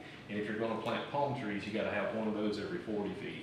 And maybe it'll get more people planting canopy trees, but if you get a narrow lot and the arborists are saying you really wanna keep them, 40, 50 feet away from a house and no more than, 45 to 60 feet apart, I think that you're gonna be planting a bunch of oak trees and then they're gonna die. Well, and so when we get to that part of the discussion, that makes a great point. There is now an appendix B that has the replant list. And I greatly increased the types Yeah. for the biodiversity. So you don't have to plant a live oak, Right. but I get your point that if you are gonna plant a live oak, you're not gonna plant one every 40 feet. Yeah. Right. Yeah. I mean, but if you want canopy trees by definition are going to spread out wide. Sure. And so you want to give them adequate spacing to grow. So I just don't want to Right. put a regulation in there that's going to put us in But worse for shape. you and I to sit here and try to Right. figure out how we should word that, I think we just leave it up to the landscape architect to figure out if he's gonna plant or she's gonna plant a live oak, then maybe there's a lot of willow pine next door, or maybe there's a sweet bay magnolia, which tend to grow straight up, they don't grow Right. out so much. But those are canopy trees. Yes. Yeah, So, I mean, I didn't finish it yet, I was doing, researching all these trees. A live oak will cover eventually 20,000 square feet of property. The typical property in Mexico Beach is Not that big. 7,500. Right, right. So you're probably not gonna put a live oak on that No. small piece, right? No. Yeah. And we probably have examples we could look at, but in these terribly unfertile soils, I don't know that it grows to that size canopy here. Right. It might in Georgia, Yeah. but Yeah. And a sand live oak is not the same as a live oak, but Right. it's as big. Yeah, they were small. I did take a very deep dive on that. I think we all did up to the last. So what you'll see in this version, if you flip. By the way, I can live with what we did with palms, that's, Okay. The red, or at least the underline, if you don't have a color copy, is all that's changed from the last time that you saw this. So, I do remember the other discussion that we had is on page 5-6, and I wasn't clear on the direction on the trees. We talked about a height of 10 feet, striking 12 feet, but we also talked about 4 caliper inches. I So thought I don't we know just- which way you wanted to go. I remember that we talked about 12 feet. We had a minimum, it was 10 to 12, and we agreed that that's not a minimum when you have two options, so we said 12. yeah, Okay. he might be right, we might have decided on 12 I instead thought- of 10. Okay, Yes, I did the minutes today, I think it was 12. okay. Somebody's paying But if attention. we're not gonna do a caliper and a height, so I just wasn't clear, because we talked about a caliper inch measurement also. So we wanted to make sure we agreed on which way we were going with that. Now, so you, Greg, or if you know who enforces this, the height sounds pretty easy to determine. Yeah. I don't know if caliper is equally as easy to do. So, we do the best we can. So when Willie does an inspection, yes, he tries to take a measurement, a diameter measurement, is approximately plus or minus the 54 inches, So yeah, we do look at him at the end of the day. He does calculate. Now that, I'm glad you brought up the 10 to 12, because that is exactly the kind of thing that causes confusion. Is it 10 or 12? We just need the bottom number. If it's taller than that, great. So yeah, but we do check them. Okay. So Laura's question is, do we need height and width in terms of? Here's what that does. I think you do one or the other. Well, here's what, and I agree, although I do like the diameter, because of certain trees, you're never gonna get what we all would consider a tree out of that, yet it'll meet the height, but it's never gonna be a tree. And so I like them both, we don't have a problem enforcing both, but you gentlemen and ladies, if y'all change it. then- I think sometimes you might be able to get a better quality tree that might not, I like the and/or, because you might be able to get a higher quality tree that's bigger around but shorter, but it's a better tree. Now, when you say A and R, are we doing away with the, we're saying 10 foot tall or 12 feet tall. 12 feet tall. 12 feet tall or, Some, be careful with that. okay. And the reason is, look, the problems you guys are trying to solve are, I'm gonna plant my tree, you're gonna come check off, and a year from now, that tree leaves the next month, goes in the back of my truck, I throw it in the gully in Georgia somewhere, it's done. There's a reason we wanted a taller tree, and there's a reason that we want a bigger trunk. And I don't think one or the other, I mean, you can do whatever you want to, we don't have a problem enforcing both. Is you're gonna get people that use the rules against us. Right. Well, I guess it is possible to have a very tall but spindly tree. Like Am I right? Is that kind of what you're Magnolias, getting like at? that. I would discourage trying to do both, because like you just mentioned, if you have I have a sweet red magnolia growing in my backyard that's probably 12 feet, but it's skinny, because that's how they grow. Until they get older, then they plump out. And so listen, I'm not a tree person, yeah. I mean, I go by gallons, my wife says go give me a 5 gallon, whatever. Well, and that was the other thing I was gonna say, is that there's a standard there for 30-gallon trees, 45-gallon trees. Well, the guy, I don't know, however you guys wanna do it, but we will double check it at the time of the CO, whatever you do. So what's the mechanism for what you're saying is 6 months from now? Because like somebody that's being nefarious is gonna buy the cheapest thing that makes a 12 foot and he's gonna mow them down or whatever. What keeps people 6 months from then just getting rid of them? You ask me. Nothing really? So, let me, I do have some. That's it. You don't have a landscape plan in perpetuity. Yes. But you actually see anybody doing that? Yeah. Really? Listen, in times past, no, I didn't see this, but I was told about it. I've only been here for 3 years, and we try to manage the trees as best I can. I've seen it, well, I've heard that people cut off pine trees, just stuck them in the ground, made it look like a tree. We leave, the tree goes away, okay, the whole thing, it never was gonna be a live tree. I don't know that, I hadn't seen anybody take it that far. But I've seen every other kind of twist and manipulation of the definitions, and that's what it comes down to. But I'll also say this, I've helped some people that due to the time of the year that they got their house finished, could not get their wife's chosen tree the size that we require. And so back then, I would give them, hey, I'm gonna give you 3 or 4 months, you tell me when you're gonna get it, and I'll check back with you then, kind of thing, with their nursery or whatever. Now we don't do that anymore.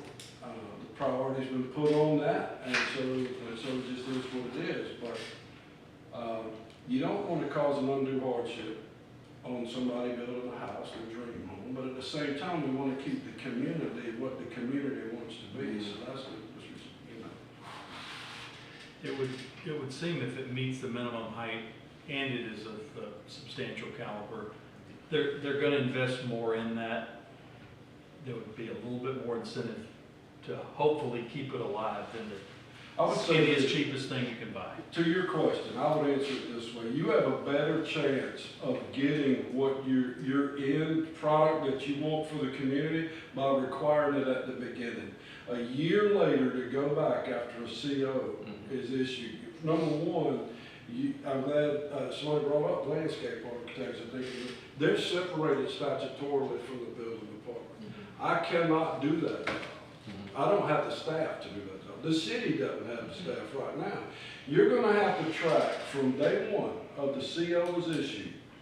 A year later, you need to get a notification to do that inspection, whoever does it. Logistically, it could be done, but you talk about it, that's just tracking the trees is gonna be a nightmare. So you would have a better chance, in my opinion, you didn't ask for that, but you did ask for it, to say, I want a 20-gallon tree in the beginning. That's what it's gotta be. They're gonna spend more money just to put that tree there, they're less likely to buy it with the intentions of throwing it away as soon as. But to Greg's point too, depending on when you're getting your inspection, if you're in the middle of July, you might not be able to get some trees just And- because it's and- not the right season. Exactly, and I'm here to tell you, if my wife said, Greg, you're not gonna plant a palm tree on my house in Mexico Beach that you just built me, I want crepe myrtles, and I couldn't get the crepe myrtle, I'm not gonna cross her, I'm gonna cross the city before I cross her. Yeah. Well, I mean, do we have a mechanism, because I know that like, you really only want to plant trees in certain times of the year. Yes. And so like, do we have a mechanism for that? Not really. It's just gotta deal with it. If you want your CO, you Irrigation. gotta have one tree per 50 feet of property boundary, that is at least 10 foot tall. Do we currently count trees that are currently on the lot that were not disturbed? Yes, in some cases, so Mr. Jack, the first time that we started talking, so if you're remodeling your home or this, commercial site up here, where they had 2 lots, then they combined them, but we counted, yeah, we give you credit if you got trees there. But what do you think is the better way of measuring if it's gonna be a good tree? By the caliber or by the height? I would say based on, I have no idea, let me say that. From a professional standpoint, until they make it a stud, I don't really do much with trees. But the logic that we just mentioned, I think, would be my answer to that. You got a better chance of having somebody invest in a survivable tree if you go for quality, not quantity. It's complicated though, because your different varieties of Yeah. trees are gonna be different measurements at 10 feet or 12 feet.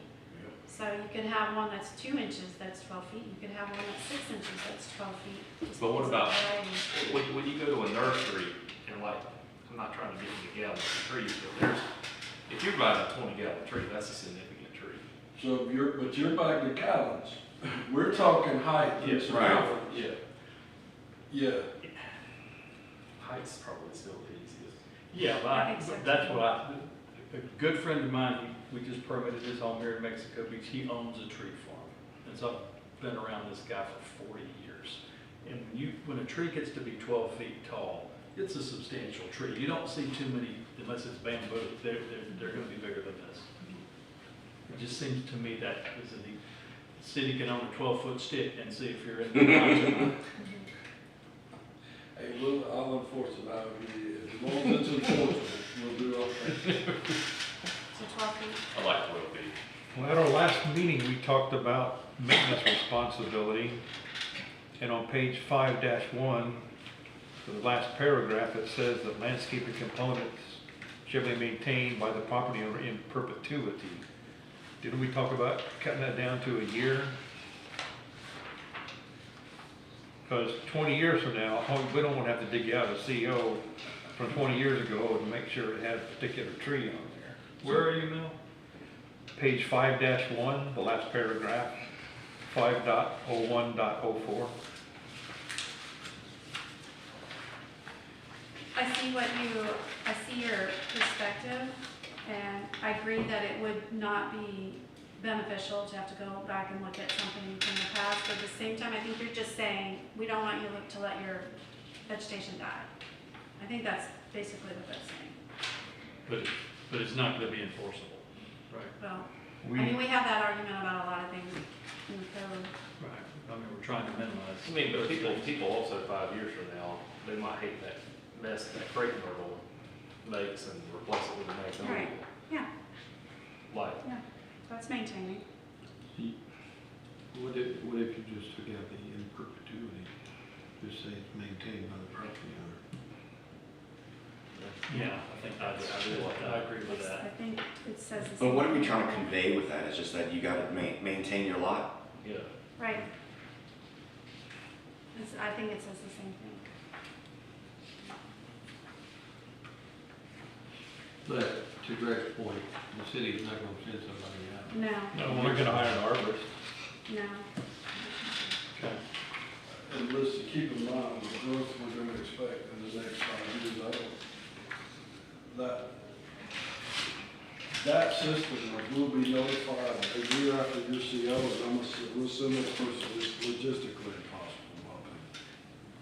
Well, I agree. So perpetuity is more impossible, right? So, let's strike that.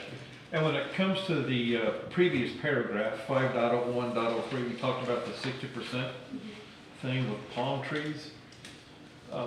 For the most part, for a regular subdivision area, I think that's completely appropriate. But I have some feedbacks from some citizens that if you own and have a home between Highway 98 and the Gulf, you don't want to put in an oak tree or a maple tree, you want palm trees. And Right. so that's a whole different section there. Is there a way to get around that? Well, there's a home, I think it's 26th or 27th Street, right on 98. If you're driving up to Mango Marley's and it's right on 98, they have magnolia trees and they're beautiful. I don't know the owner of the home. There are palms, but there are also magnolias, so there is some canopy that provides shade, provides habitat for wildlife. And they thrive between 98 and the beach. I don't think this is dictating, or that we discussed that it had to be an oak tree.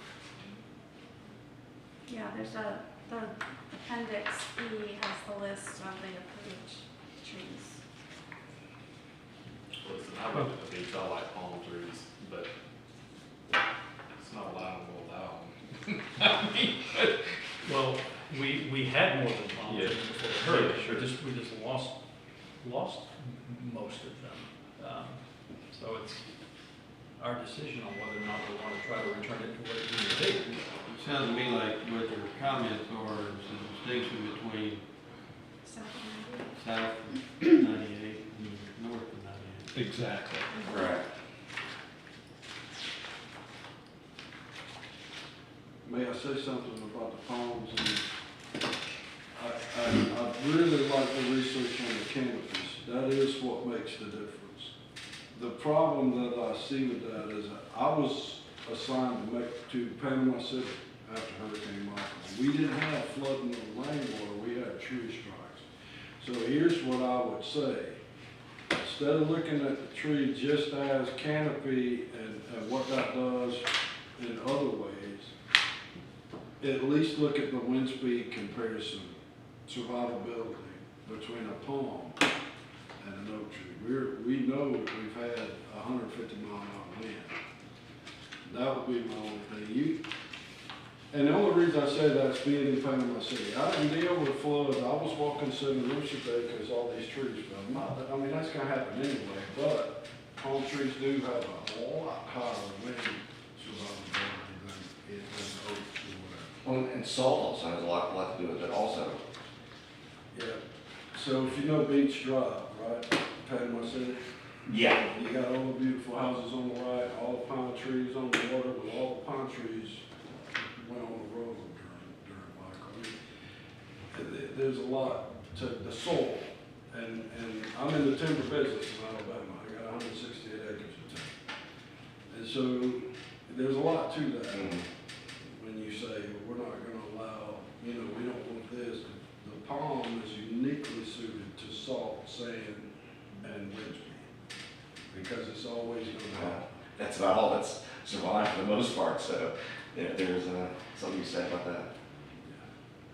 But we have said previously in this document that Well, aside from the number, we have said that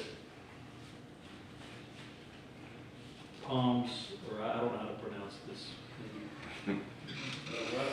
Latin name, although palm trees may be planted on a development site, such trees may not be considered in the schedule of required vegetation. Palm trees do not provide substantive value to the local environment in the form of shade or habitat. We've pretty much said that they don't have value. Owners may like them, and I like them too, but if they don't have value and we're trying to put trees in that do have value for absorption of runoff water or wildlife habitat or creating shade, then there's some rationale there. It was interesting, a meeting that I had today that had, not because of this plan, but we were doing a website for Alabama forestry. And they came down to talk to us about what they wanted in the site and how they wanted the species to be arranged. And this couple actually owns a home down here. And I talked to them about this. You know, we've lost some trees. They're clearly aware of that. And she sent me, and I'll be happy to send it to everyone, but she sent me, this is Ashley Parkman. She's a registered forester with Alabama Forestry Foundation located in Montgomery. But immediately after the meeting, she sent back a series of links, the essential infrastructure, not just landscaping, all of the environmental benefits that, again, I'm not an arborist, but it sounds like if you ask a person that knows, there's no question that there's benefit to trees beyond palms, even in Mexico Beach. Just But pass that along. I know what Mel's saying there. I mean, would it be stupid to say that it applies, the palm thing applies to east side of 98 only? What do you call it, east side or north side? Well, the south side is on the Gulf side. So what do you call it, north, so you call it north side, okay. Would that be something we could do? So, just so I'm clear, you were mentioning that there might be an exception for the landscape requirement, maximum of 60% palm tree for everything south of 98? I would, Is that what I mean, Mel's got a good point there. I mean, if you're building a house on the water there, should you have to put in anything other than palm trees? I don't know. You can make that distinction. We can make it a higher percentage and not full-on 100% palm trees. You can make it 80% for that You know, area. that can be a compromise where you still get one canopy tree, which is about what the number would be in Or just require one canopy tree south of 98. one from an approved list that's Yeah. non-palm. Right. Because otherwise it's gonna be hard to, well, I guess it would be hard. Depending on how what size, I'm pretty sure those ones are pretty small once we get to the water. It sounds like we all did our research, and I did mine. I went and looked at native trees, because, to your point earlier, I think we need to make this as easy as possible for a homeowner, not a developer and a landscape architect. They probably got all this figured out and they know all the Latin, but not just the average person that's, and this was the list that, Like I said, I did start it. I did find a. Do you need one of these? I did find a site that you could literally I'll put. do one with You can literally put your. Can I have one?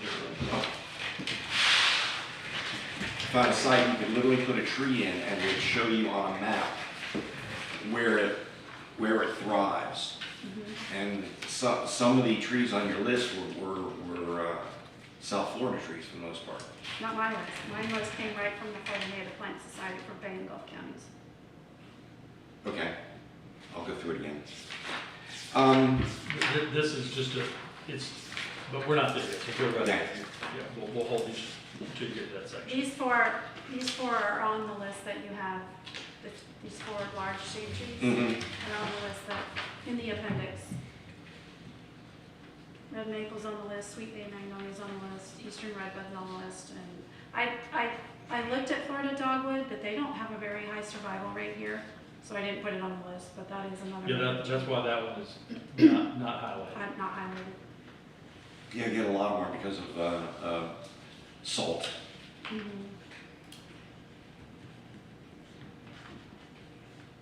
Yep. So these are, But where are we on our document here, Laura, which page? so, I think we're done, other than if you wanted to review the list, the appendix.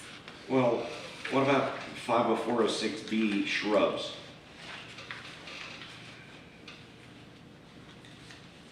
Yes? Are we serious that, who does that apply to? One shrub for every 5 linear feet.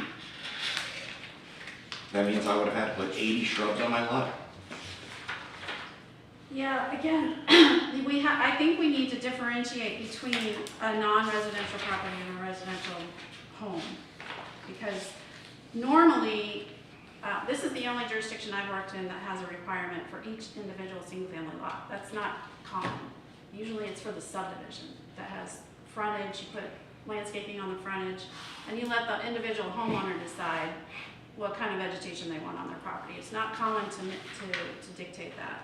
So when I'm thinking about that, that's the context I'm thinking about this in. And I think we have to look outside of the subdivision thinking. Certainly we have some subdivisions, but Mexico Beaches consists mostly of non-subdivisions. Well, do we need Well, that? no, they are platted subdivisions. Well, That may be planner's Technical, vocabulary, but the person that walks into here to get a building permit and they live on 30th Street or 27th Street, I don't think that they consider themselves living in a subdivision. Because really the only Maybe thing not, outside. but when we defend these things, we have to defend them the technical, legal way if we ever get sued. So we have to be very specific on how we write the words. But outside of, so what you're saying is, for a single family home versus a development, the only thing that we're doing is the tree planting. It's unusual It is- in it my is un- experience to require individual single-family lots to plant a certain number of trees. It's usually the subdivision boundary.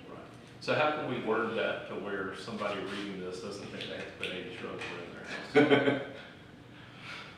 I mean, that's, Well, I know that you which were is thinking how about I think how it you was were- written in the beginning, but then we decided to change that paragraph under 5.01.02. So that's where Right. I'm gonna have to reevaluate. So if we're wanting shade trees to be planted every 40 feet on an individual lot, then I'm just gonna have to re-examine how the rest of the language in that frame of Right. mind is presented. Because that, like I said, that's not normally how it works. So you want shrubs just at the subdivision level, not at the lot level. And I'm happy with requiring some shrubbery. I'm not against it, but like 1 for 5 feet is getting a little. And that's what getting a you little usually rich. want on a buffer for a non-residential site. That's pretty normal. Yeah. And that's the way, that's For my sure. window of Right. looking at it, yeah. But many, if not most of these, are second homes, and Right. the likelihood of that being maintained Is 0. Which is why it's not commonly required.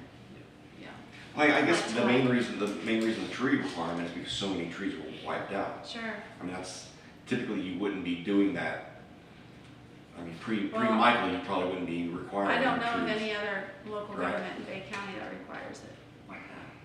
So, Not so many had their trees completely Right, wiped but- out. my neighborhood, But my neighborhood the probably data lost shows that we 90% lost of their 80% trees. of them, so Yeah. we gotta do something. to Right. replace them. Yeah, I get that. To change the subject a little bit, the neighborhood, when you come off of Tyndall, single-family homes on your left before you get to the D.R. Horton, I don't know the name of that division. Are they in our jurisdiction? Yes. They are in our jurisdiction. I think what we learned on landscaping that was a surprise to me in the previous meetings, but if they're in a PUD, they're exempt. Yeah, they obviously exempt because they got nothing. They're not actually exempt. It's important that I'm going to point out this process real quick because you guys really need to know how that works. So when me as a developer, I'm going to develop 5, 10, 15, 20 acres. When I come to you for a PUD, a planned urban development, that is the city's chance to say, yes, we will accept these things, no, we're not going to accept those things. exactly. If you give them the opportunity, yeah, they'll be exempt from everything. Yep. You don't have to do that. when those discussions take place, they only get exempted to what you and them agreed to. And then the PUD creates its own little mini LDR, right? That covers just that area. So when there's more to come with the PUDs. As the building continues to escalate, you'll see more of that. Just know that you're not at their behest. You grant the PUD. But right now, that ship has sailed for that. That ship is Sailed definitely for that. sailed that area, yes, sir. Yeah. So, other than the shrub, is there anything else we need, I kind of need to get going, unfortunately. Kind of, I don't know that the long list of trees, the way you reworded that will be easy for the property owner. what do you mean? It's, You're talking about The appendix B? the term being. Exactly. It's application of the terms. I mean, I understand where it may have come from, it's in alphabetical order, there's no priority to what will really do well here. Have you looked at this? I did, but I'm not good with Latin either. The common name is on the right side. It is, but the common name is generally the first name that's used, and then the Latin comes. Is it easier to just say whatever website, I mean, wherever you're getting this information from, make sure it's a species that is native to Florida, that is easy for these people over here to verify, one way or the other, than providing the list. And that's why I'm glad you're here. Or do you like a list? Well, I want to say this. So as far as the building department's involvement, and this is a very thorough packet, and I enjoyed reading it. But we are quickly getting out of the scope of the building department. Mr. Law pointed out, you're getting into landscape architects that are called out statutorily that I don't have the authority. So we need to remember, as far as what the building department can do, when the permit closes, my authority to enter that property to do is gone. Okay? So as far as telling somebody this is, yeah, I know what a bay tree is, I know what pine trees are. But telling you what species of oak this is, that is, I'm not an artist. So the more detailed this process gets, the more experts you're going to, I mean, I can't make it, I can't tell you if a tree's sick, it's not sick, it's gonna live, it ain't gonna live.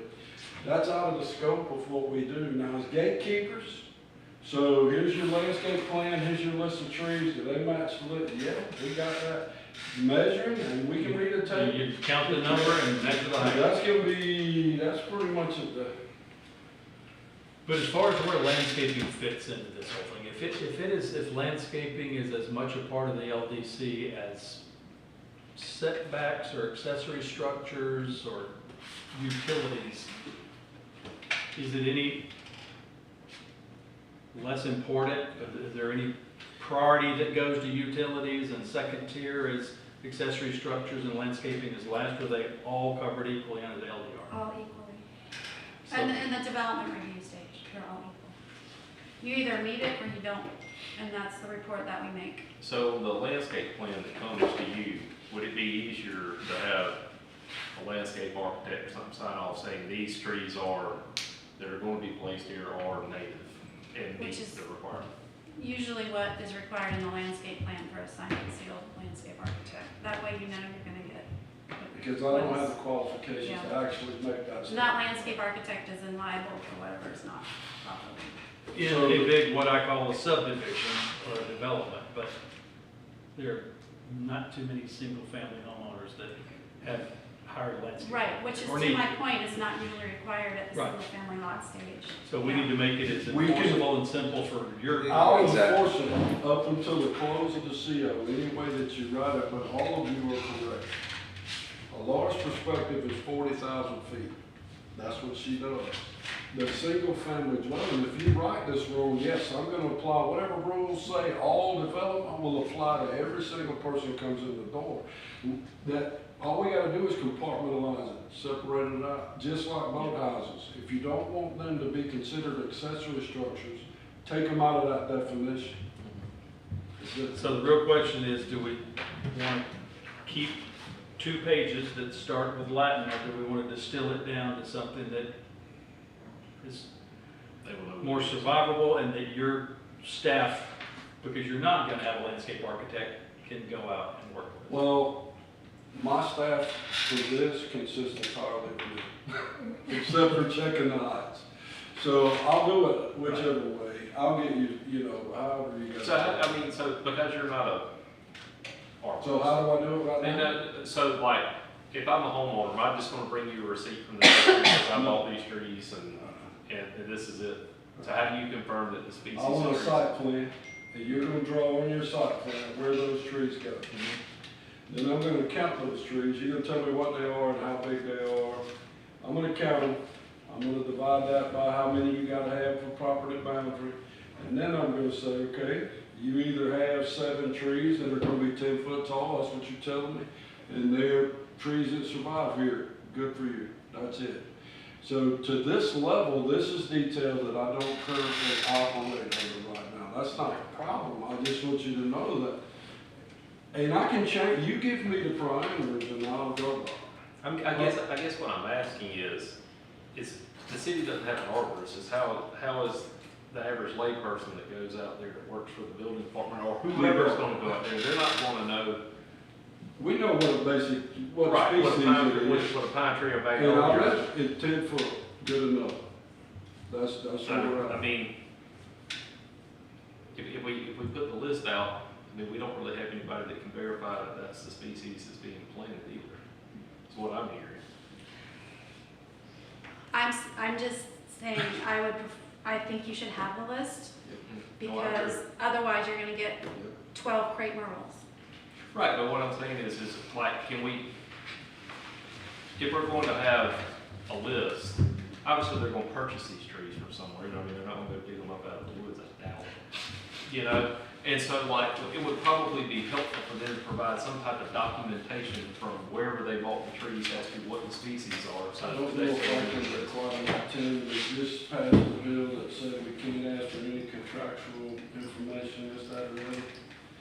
Yeah, I do agree with that. As a building department, can we educate the homeowner and help them by saying, here's a list and here's what they look like, here's a brochure from the University of Florida's Department of blah, blah, here's what they look like and here's where you can go buy them. And there are 5 nurseries on this sheet of paper. The existing LDC has a short list, correct? Right. It does, So- 11. So the difference is, What's being proposed is a much longer list, so if you guys don't like the longer list, then figure out what's your short list. I like as many options as possible, but I was just thinking, I agree, because sometimes you can't get a certain Right. tree a certain time of the year, so you want the biodiversity for your health of your environment too. And if you, I'm not trying to disparage you, but if you can't tell the difference between certain pines that are on the list now, then what would be the matter of increasing the list? I don't take offense to And that. I do have a reason why I need to get going, and I don't want to say it on the record, so if there's something we could discuss next time, I appreciate it. All right, so where we are on this now is that, do we have, I don't think this is one that is ready for our motion. Okay. All right, well then you guys are gonna work together and clean up some of the language and we will revisit this in the next meeting and we'll go ahead and be officially adjourned. Thank you. Thank you.